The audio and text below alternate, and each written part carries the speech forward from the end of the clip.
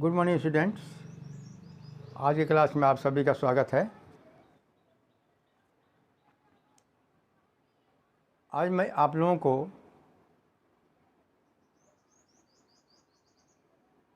एक ऐसे सेंटेंस का डायरेक्ट टू इनडायरेक्ट बताने जा रहा हूं जिसे हम ऑप्टेटिव सेंटेंस कहते हैं। ऑप्टेटिव सेंटेंस ऑप्टेटिव का मतलब होता है, मतलब जो आप किसी के प्रति कोई कामना करते हैं, कोई इच्छा करते हैं, किसी को आप माने आशीर्वाद करते हैं, ब्लेस करते हैं, तो ऐसे सेंटेंस को ही, जिस सेंटेंस के द्वारा आप किसी को अभिशाप देते हैं, कोई वरदान या किसी के प्रति कोई कामना करते हैं, किसी के प्रति कोई इच्छा करते हैं, तो जिस सेंटेंस से ये सब सारी बातें मालूम होती हैं, हम उसी को कहते हैं ऑप्टेटिव सेंटेंस। ठीक है। जैसे बहुत लोग नहीं बोलते हैं, आप लोग तो सुने ही होंगे, बहुत जैसे बोलते हैं दीर्घायु हो, बोलते हैं ना। कुछ लोग आशीर्वाद देते हैं, है ना, तुम्हारे घर में मरण पड़े, तो ये क्या हुआ? अभिशाप हुआ। ठीक है। या बहुत लोग बोलते हैं तुम भिखारी बन जाओ, हैं, ये अभिशाप हुआ। कुछ लोग बोलते हैं तुम्हारी आयु लंबी हो, तो ये मतलब ब्लेस हुआ, आशीर्वाद हुआ। तो इस तरह का जो मतलब माने इस तरह की बातें, इस तरह का जो माने भावनाएं जिस सेंटेंस से हमें पता चलता है, हम उसी को बोलते हैं ऑप्टेटिव सेंटेंस। ठीक है।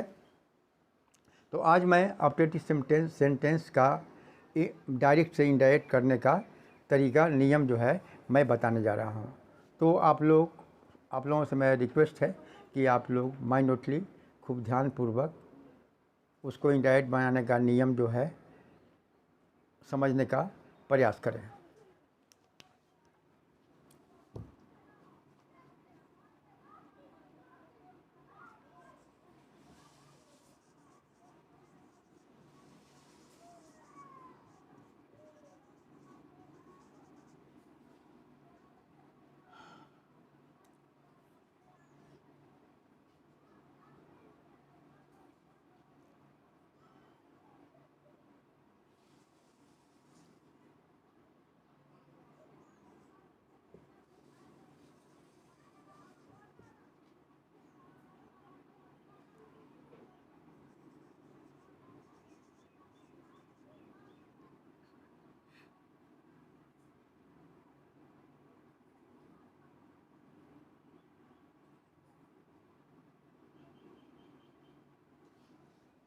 to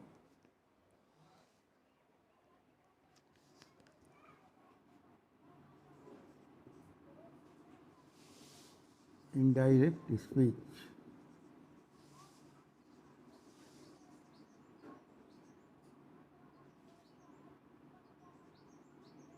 of optative sentence।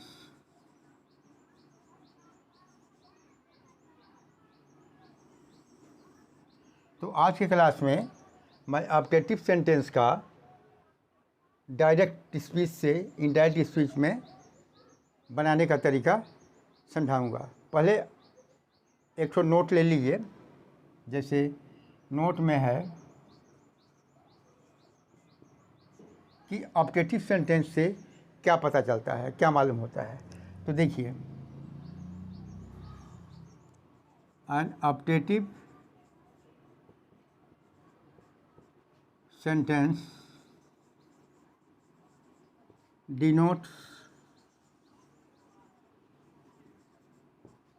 denotes curse,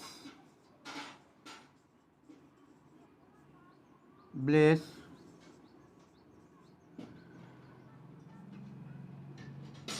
wish,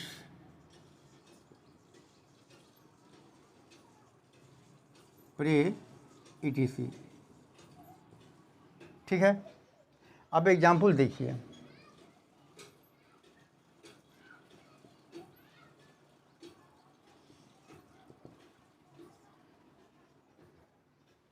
An optative sentence denotes curse, bless, wish, pray।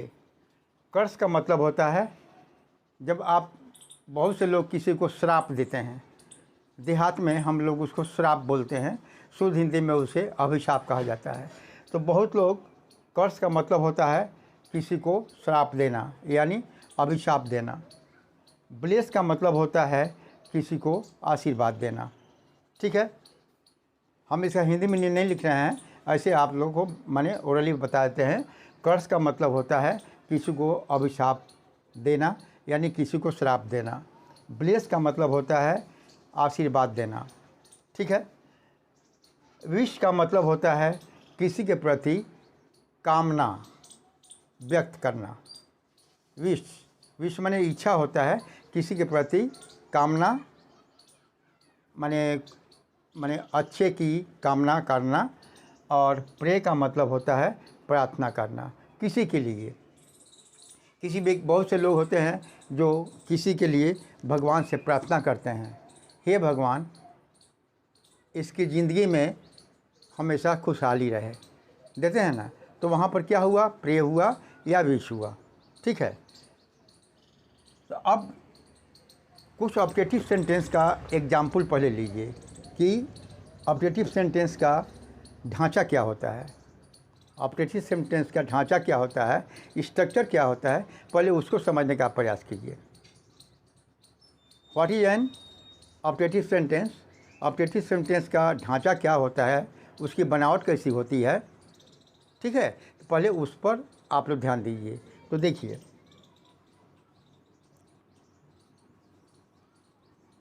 he said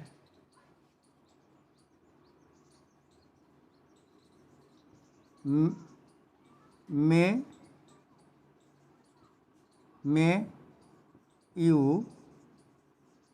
live long, may you live long। ठीक है। अच्छा, ये यहाँ इन्वर्ट, और इसके बाद में यहाँ पर देखिए एक, जैसे फुल स्टॉप होता है ना, माने पंक्चुएशन में जैसे फुल स्टॉप होता है, कॉमा होता है ना, सेमी कोलन होता है। तो यहाँ देखिए इन्वर्टेड, और ये जो आप माने लिव लॉन्ग के बाद में जो ये पंक्चुएशन दिया गया, इसका नाम है नोट ऑफ एक्सक्लेमेशन। ठीक है ना। तो नोट ऑफ, इसके बाद में यहाँ पर हम इन्वर्टेड कमा क्लोज कर दिया। अब इन्वर्टेड कमा के अंदर ध्यान दीजिए, यहाँ पर इन्वर्टेड कमा के अंदर लिखा है मे यू लिव लॉन्ग। ठीक है ना। ही सेड, उसने कहा, मे यू लिव लॉन्ग, तुम्हारी आयु लंबी हो या तुम दीर्घायु हो। तो तुम दीर्घायु हो, तो ये क्या हुआ, ये तो आशीर्वाद हुआ। ठीक है ना। इस प्रकार के सेंटेंस रहते हैं। और दूसरा एग्जाम्पल देख लीजिए। दूसरा एग्जाम्पल, जैसे दे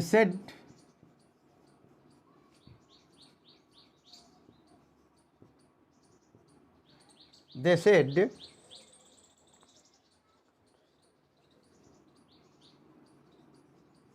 may God save the king। Note of exclamation, inverted comma close. और एग्जाम्पल देख लीजिए तीसरा, इसी प्रकार का। तो बोले हैं ना ऑब्जेक्टिव सेंटेंस का ढांचा यही होता है। और लीजिए, he said to her may you die.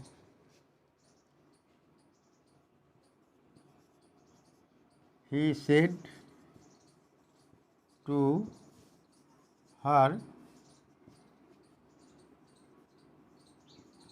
May you die.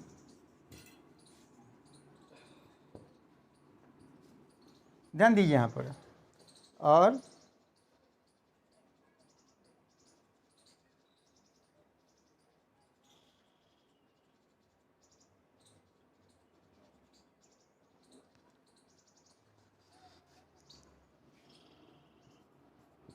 चौथा एग्जाम्पल लिखिए, माई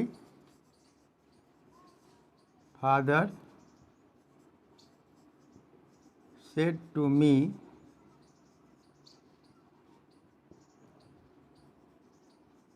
मे यू गेट सक्सेस।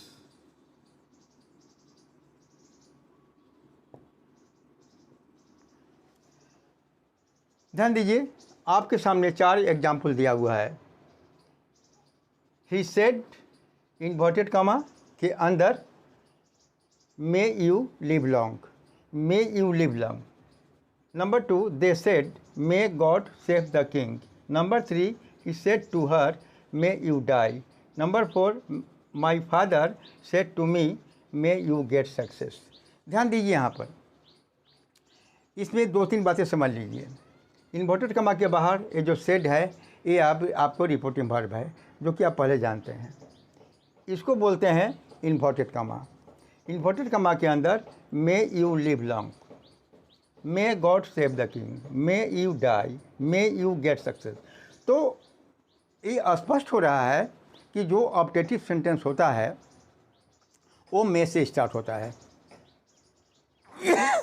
ठीक है, तो जो ऑब्जेक्टिव सेंटेंस होता है वो मे से ही स्टार्ट होता है। ठीक है ना, मे से स्टार्ट होता है। अच्छा, अब इनका ये हमेशा ध्यान रखिएगा कि जो भी ऑब्जेक्टिव सेंटेंस हो जाए उसका खास पहचान यही है कि इन्वर्टेड कॉमा के अंदर वो मे से स्टार्ट होता है। ठीक है ना। अब देखिए, मे यू लिव लॉन्ग, तुम्हारी आयु लंबी हो या तुम दीर्घायु हो। मे God save the king, may God save the king, भगवान राजा की रक्षा करें। मे यू डाई, तुम मर जाओ। अब देखिए यहाँ पर may you die, he said to her may you die, उसने उस औरत से कहा मे यू डाई, तुम मर जाओ। तो तुम मर जाओ तो ये तो अभिशाप हुआ, ये आशीर्वाद नहीं हुआ, या उसके अच्छे की कामना नहीं हुआ। ठीक है ना। और देखिए, my father said to me may you get success, मेरे पिता ने मुझसे कहा मे यू गेट सक्सेस, माने तुम सफल हो या तुम्हें सफलता मिले। तो ये भी ब्लेस हुआ, आशीर्वाद हुआ। तो कहने का मतलब ये हुआ, अब समझना ये है कि यदि ये तो क्लियर है कि जो भी ऑब्जेक्टिव सेंटेंस होता है वो इन्वर्टेड कॉमा के अंदर होता है, जो भी ऑब्जेक्टिव सेंटेंस होता है वो इन्वर्टेड कॉमा के अंदर होता है और वह मे से शुरू होता है। ठीक है ना। सेंटेंस के समाप्ति पर लास्ट में ये जो पंक्चुएशन के तौर पर, पंक्चुएशन के जगह पर माने यही होता है, एक माने लाइन होता है और उसके नीचे फुल स्टॉप का चिन्ह होता है, जिसे हम कहते हैं नोट ऑफ एक्सक्लेमेशन।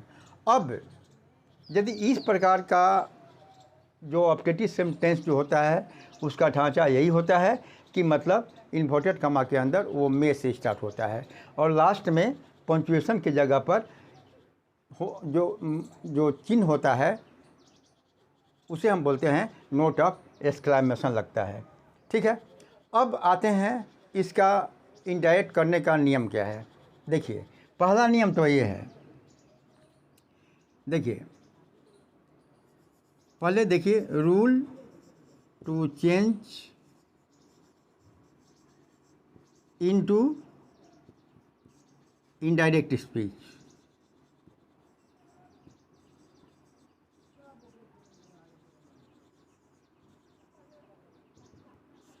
अब हम उस मुद्दे पर आ रहे हैं कि यदि कोई इन्वर्टेड कॉमा के अंदर यदि कोई सेंटेंस ऑब्जेक्टिव सेंटेंस के ढांचा में हो तो उसका इनडायरेक्ट कैसे बनाएंगे। देखिए, पहला पहला नियम तो ये है, पहला नियम तो ये है कि सेट जो है, सेट जो रिपोर्टिंग वर्ब है उसको आप क्या कर देंगे, change the reporting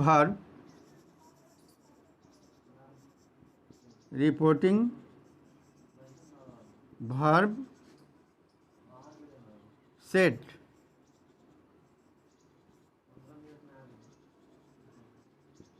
into curse,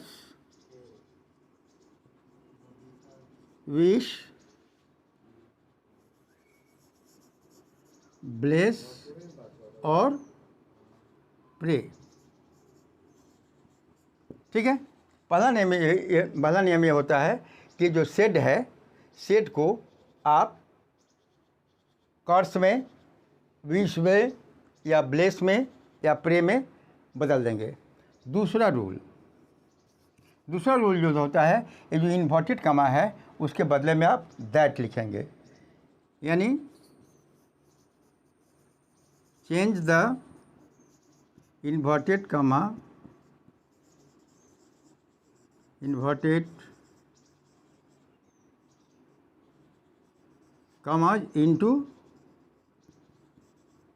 into that.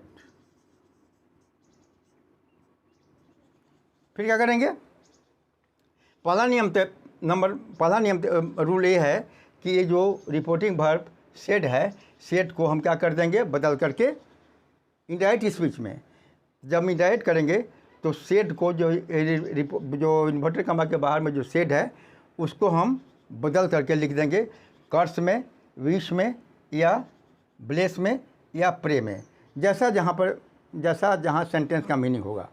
अच्छा, दूसरा चेंज हम करेंगे कि ये जो इन्वर्टेड कमा है उसको हटा करके उसके जगह पर हम दैट का प्रयोग करेंगे। तीसरा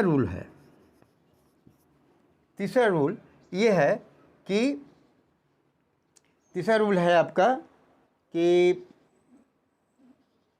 ये जो बीच में जो इन्वर्टेड कमा के अंदर जो ऑब्जेक्टिव सेंटेंस है उसको पहले एसर्टिव कर देंगे।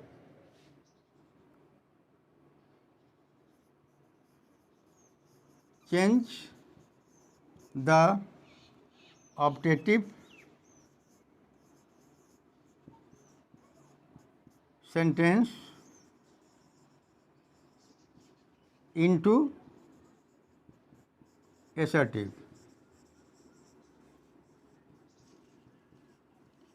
ठीक है, एसर्टिव कर देंगे। ये जो इन्वर्टेड कमा के अंदर जो ऑब्जेक्टिव सेंटेंस है उसको क्या कर देंगे, एसर्टिव कर देंगे। एसर्टिव करने का मतलब हुआ जो यहाँ मे यू है उसको यू मे कर देंगे, है ना। मे गॉड है तो गॉड मे कर देंगे, मे यू है तो यू मे कर देंगे, मे यू है यू मे कर देंगे। बस उसको सजा कर लिख देना है, बस और कुछ नहीं करना है। उसी को बोलते हैं, जब यहाँ पर देखिए मे यू लिव लॉन्ग है तो यदि हम एसर्टिव करना होगा तो यू मे लिव लॉन्ग कर देंगे, वही हो गया एसर्टिव सेंटेंस। ठीक है। और चौथा चेंजिंग किया है कि ये जो नोट ऑफ एक्सक्लेमेशन है लास्ट में उसको फुल लास्ट में इंडायरेक्ट स्पीच हम फुल स्टॉप कर देंगे। तो यहाँ पर देखिए, change the note of exclamation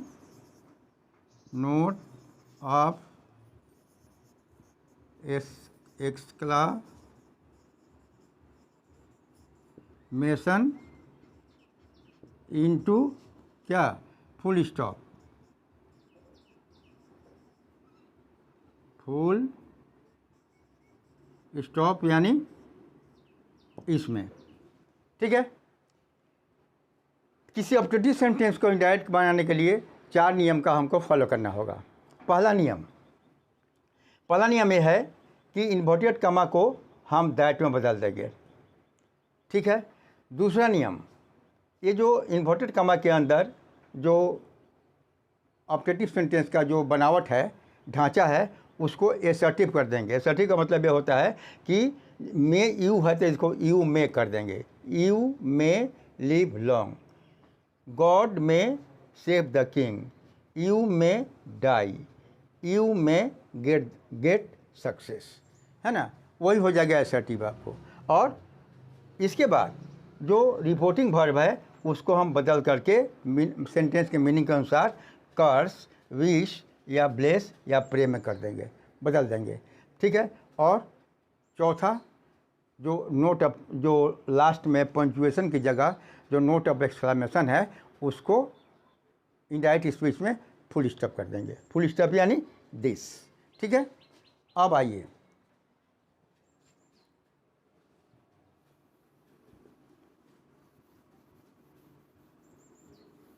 अब देखिए जो एग्जाम्पल दिया हुआ है इस नियम के आधार पर उसको हम चेंज करते हैं, ठीक है।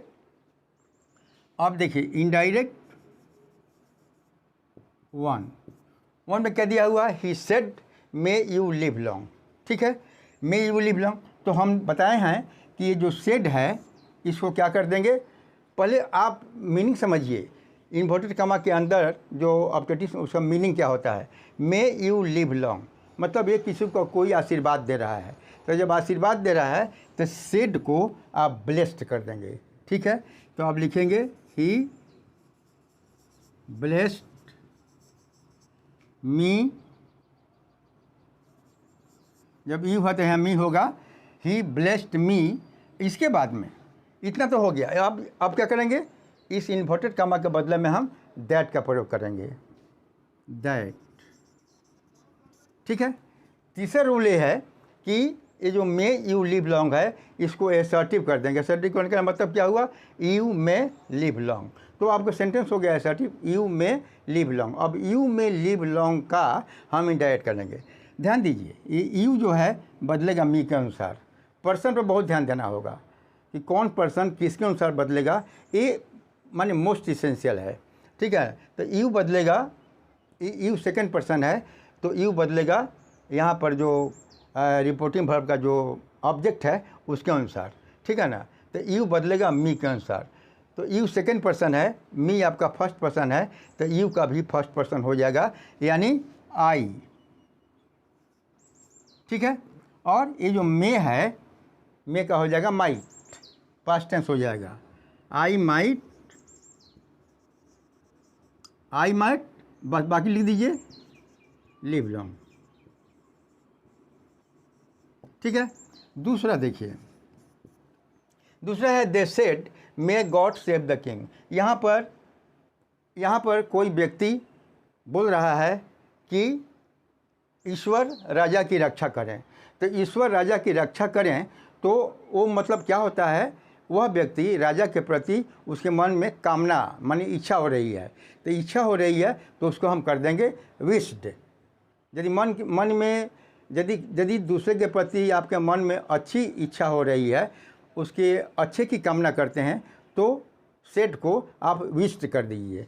तो हम लिखेंगे इस सेड को लिखे कर देंगे दे विश्ड,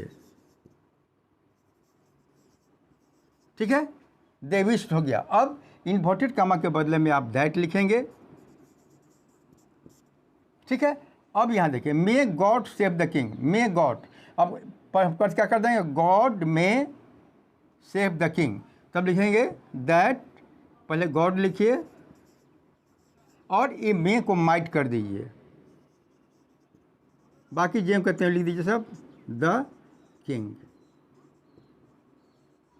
तीसरा सेंटेंस देखिए, तीसरा सेंटेंस है,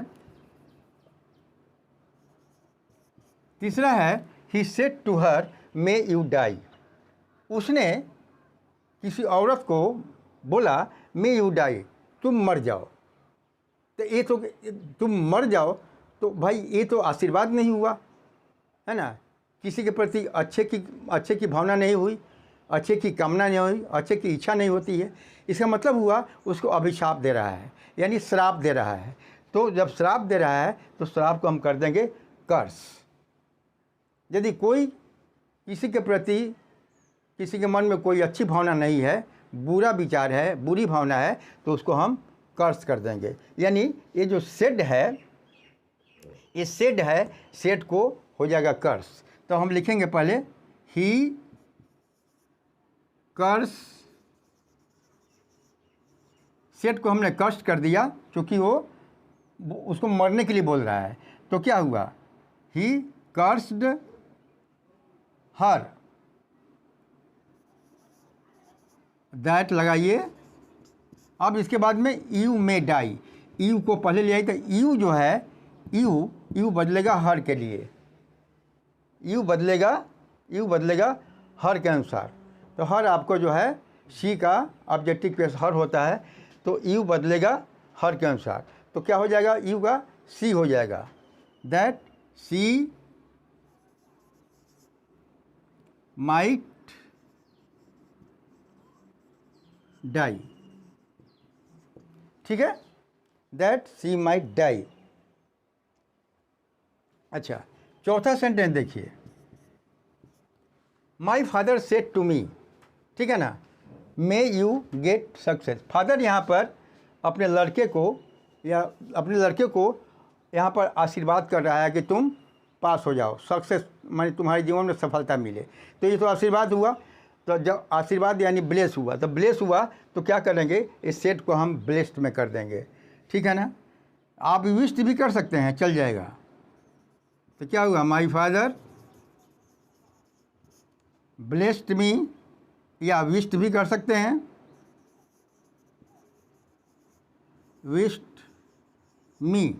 विश्ड मी। अब इसके बाद में दैट का प्रयोग कीजिए, इन्वर्टेड कॉमा दैट लगाइए और ये सो सीधा कर लीजिए, यू में गेट सक्सेस। तो यू को पहले लाइए, अब यू बदलेगा मी के अनुसार, तो माई हो जाएगा, आई हो जाएगा, आई।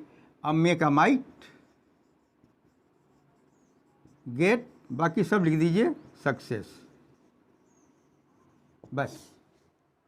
ठीक है, तो आज का क्लास बस इतना ही, तब तक के लिए धन्यवाद।